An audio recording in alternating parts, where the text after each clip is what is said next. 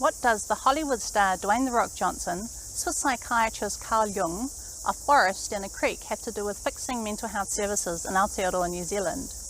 What has any of this got to do with replacing the Mental Health Act or human rights? Well, coming up is a version of my presentation that I prepared for the World Psychiatric Association's virtual congress, which is happening in March. So if you're interested, stay tuned.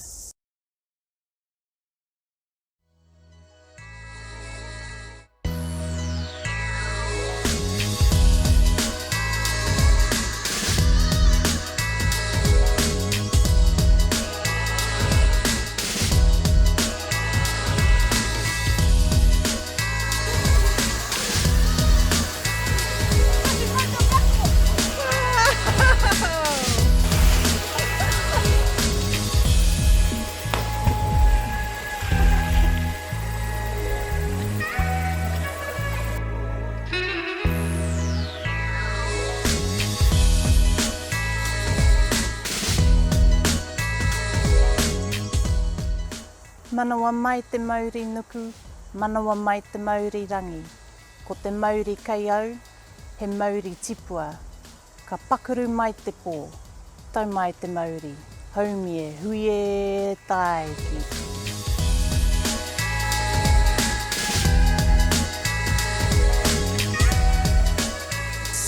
E ngā mana, e ngā reo, e ngā raurangatira mā, tēnā koutou, tēnā koutou, tēnā tātou katoa.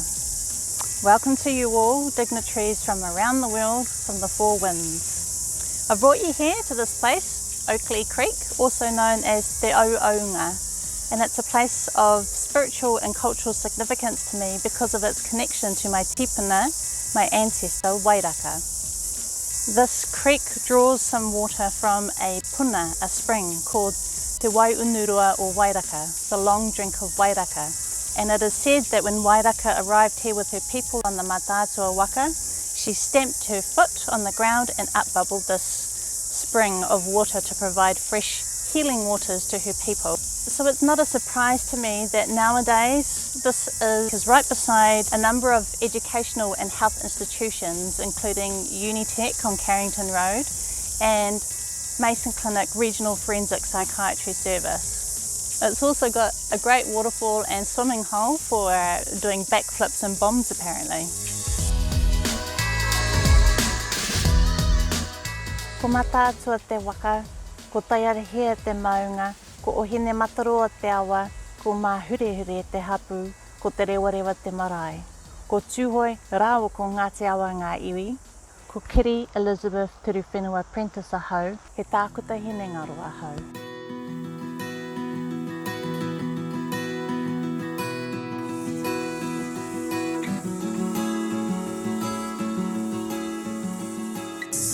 In this presentation, I want to focus on some core Maori concepts that I think could enrich our new mental health legislation in Aotearoa and more broadly the mental health system.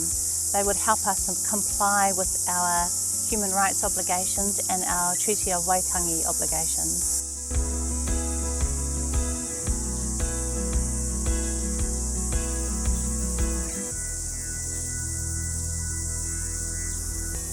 I've just shared with you my pepeha, and a pepeha is a traditional Māori way of introducing yourself. Pepe means baby and ha means breath or essential essence. With the baby's first breath, she is bound to nature, to the land, to her people and her ancestors. Her placenta is buried in the whenua, the land at her tūranga waiwai, her homeland. Whenua translates in te reo Maori, the Maori language, as placenta and land, demonstrating the fundamental connection between the land and the people. To Maori, a baby is not born with a blank slate ready to be moulded to society. She is born connected to the world through ties of kinship, with ancestry in common with people, the land, the forest, the wind. This is whakapapa, genealogy. This is whanaungatanga, family connections.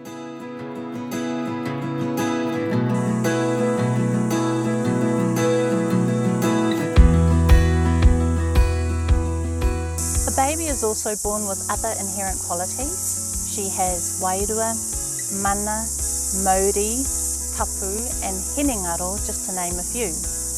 Wairua is the spiritual corollary of tinana, the physical body. It's an ambiguous and abstract term that's really hard to define because of its esoteric nature. It's also difficult to distinguish Wairua from Christian concepts of spirit and soul.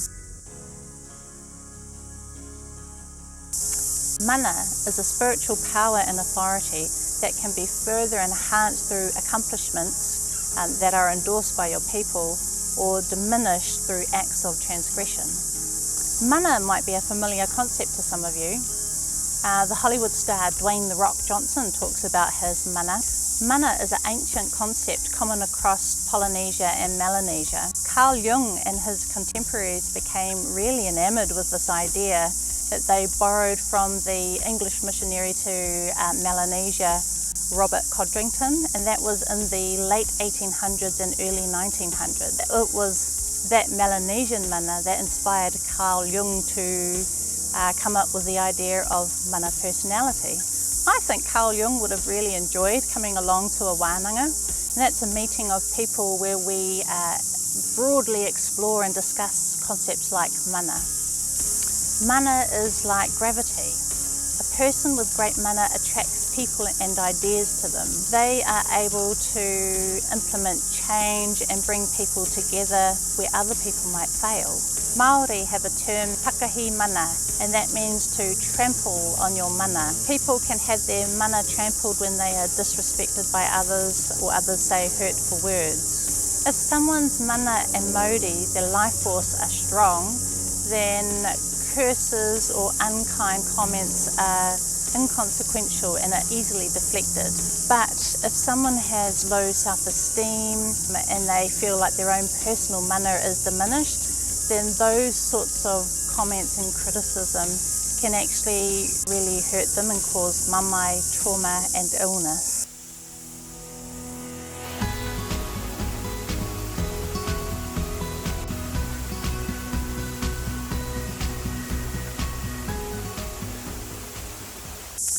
So humans are also imbued with mauri, and mauri is an essential life force that all things have in common. So people have mauri, stones have mauri, a mountain has mauri, and this place, Te Auaunga, has a very special mauri.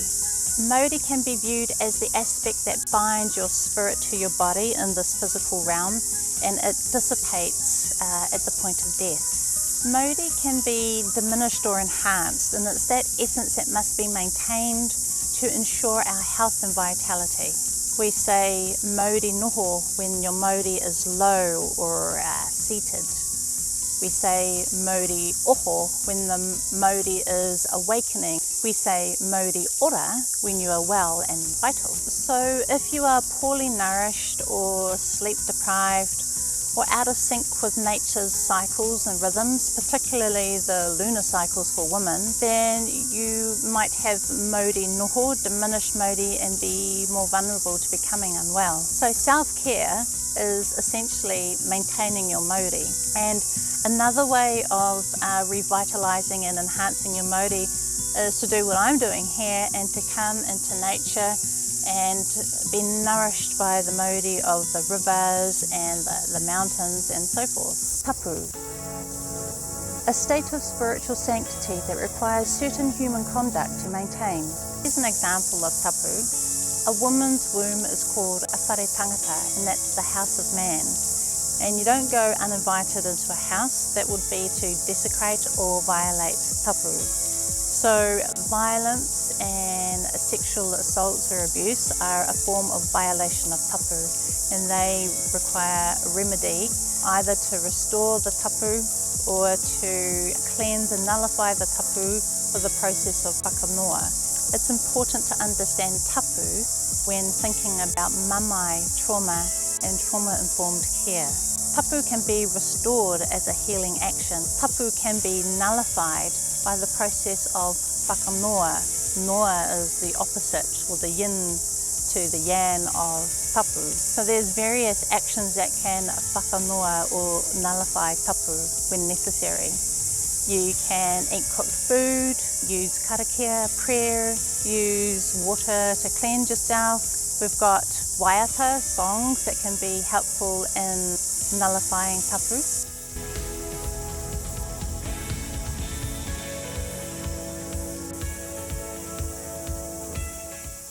Wairua, Maori, tapu and mana are not unique to humans. A mountain can have these aspects.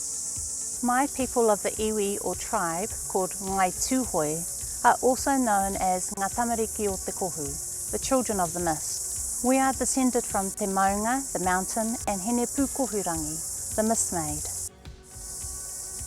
I come from a place called Te Uruwera, also known as Te Manawa o Te Ika a Maui, the heart of the fish of Maui.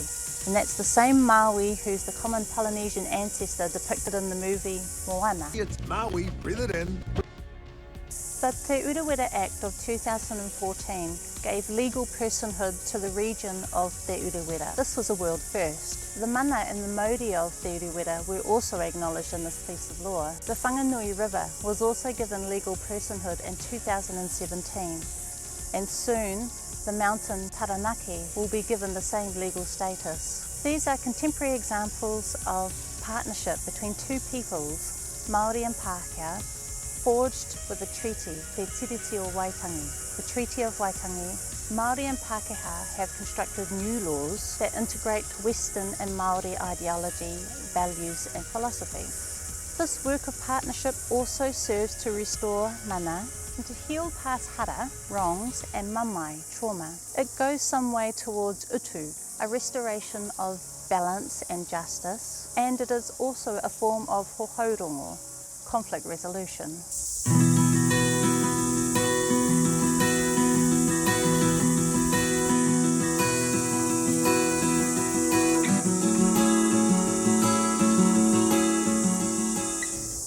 Like many Indigenous cultures, Maori were negatively impacted by colonisation.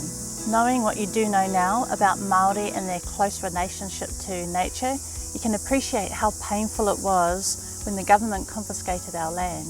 The British viewed land as something to be owned and cherished property rights. Maori, on the other hand, traditionally valued the whenua land as an ancestor and would look at it through the lens of kaitiakitanga, guardianship. Maori viewed the whenua land as an ancestor that was due respect and dignity, being an entity in possession of mauri and mana. Long story short, Maori were alienated from their land, which is a part of themselves. Their cultural practices were prohibited with laws like the Tuhoe Suppression Act of 1907. They were prohibited from speaking Te Reo Maori, their native language, with pieces of law like the Native Schools Act, and there was massive urban drift. And this all contributed to a picture of Maori being alienated from their land and culture, their mana trampled, their mauri diminished, and their tapu violated. Bearing that in mind, it's no surprise that Maori are overrepresented in all the negative health and social statistics. Maori comprise of 15 to 16% of the population, but make up over 50% of the prison population. Of those Maori in prison, 80% of them have been in mental health services in the previous 10 years. Maori have shorter life expectancy. In 2013, Maori men could expect to live on average 77.1 years and Maori women 73 years. But for non-Maori men and women, they could expect to live 80.3 years and 83.9 years respectively. We have higher rates of suicide. The provisional statistics for 2019 and 2020 say that in New Zealand, Aotearoa, we had 654 suicide deaths. 150 of those were Maori.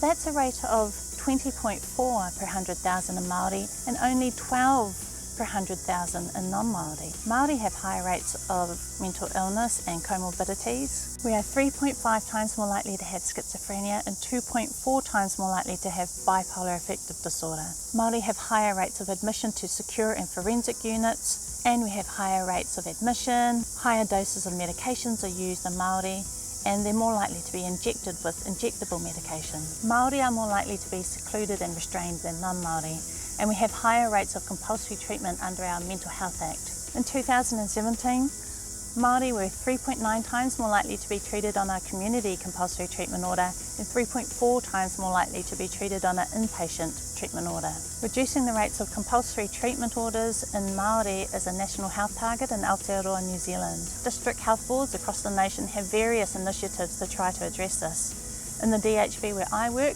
Waitemata DHB, there's been a number of approaches explored. We've looked at improving our data collection and quality improvement processes, making NGO community-based supports more available to our tangata whai te ora, and that's people seeking wellness. We've also made a greater effort in having contact with whānau and linking whānau, which is family, with community supports. We've also been looking at conscious and unconscious bias training and cultural competency training. In 2019, our government committed to replacing our Mental Health Act, especially after our 2018 inquiry into mental health and addictions, He Ara Oranga. In that inquiry, it was strongly recommended to replace the Mental Health Act. Our Ministry of Health published a document last year about the Mental Health Act and human rights, and in it they mentioned the best approach being a recovery approach and a human rights approach. Other topical issues to consider when thinking about replacing our Mental Health Act is supported decision making and the capability approach.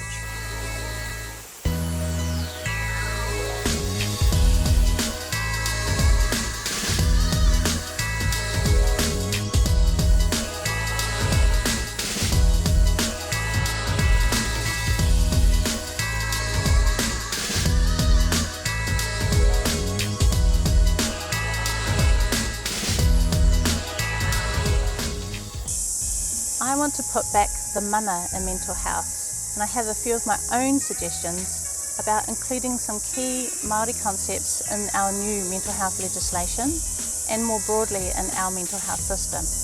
Number one, acknowledge the innate and inalienable human qualities of mana, mauri and tapu, and the need for health professionals to protect and respect these. You don't have to be particularly religious or spiritual to recognise the value of mana, tapu and mauri. They are inclusive terms and not exclusive to Māori. Mana and mauri have already been included in the Te Urewera Act of 2014, and mana has been included in the SACAT, the Substance Addiction Compulsory Assessment and Treatment Act of 2017. Remember, if somebody has strong mana and mauri, they will be healthier individuals and community members. My second recommendation would be that we acknowledge the duty of health professionals to protect and enhance people's mana motuhake. And that mana motuhake means autonomy and self-determination. Mana motuhake includes within it mana, and therefore it should be included in any discussion about assisted decision making or informed consent. Thirdly, the term kaitiakitanga or guardianship should be included in any discussion about supported decision making. When somebody's rights and liberties are restricted or supported decision making is recommended, the parties involved should be necessarily obliged to have a mana enhancing and mana protecting approach. Finally, our practice should be trauma informed, and that requires us to respect tapu. That's sanctity and safety. And those are my 5 recommendations for putting back the mana in mental health.